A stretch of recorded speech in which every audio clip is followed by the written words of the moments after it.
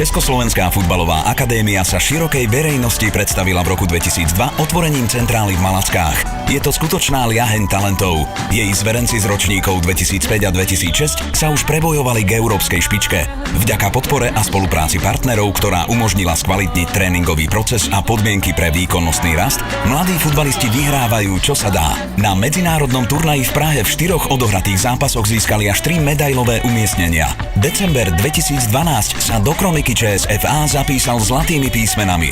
Chlapci mladšej prípravky sa prebojovali až do finále prestížneho turnaja pri nemeckom Stuttgarte. Podali výkony hodné reprezentantov Slovenska.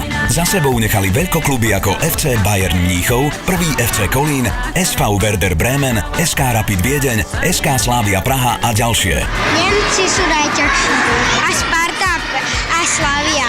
Sa mi páči, že strieľame. A potom ešte, že kľúčkujeme. Aj keď chodíme do zahraničia, niekam do Nemecka, tak sa mi to veľmi páči, lebo sme na nejakom hoteli a tak. Intenzívna príprava, tvrdé tréningy a takmer profesionálna životospráva sa zjavne odráža aj v psychike mladých futbalistov, ktorí si s ľahkosťou majstrov zvykajú na pocity víťazstva. A vždycky doneseme do pohár nejaký takýto,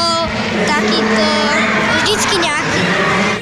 Výsledky doterajšej špičkovej práce trénerov Československej futbalovej akadémie sú zrejmé nielen z výsledkov turnajov, ale aj z počtu 13 reprezentantov Slovenska za 10 rokov činnosti akadémie.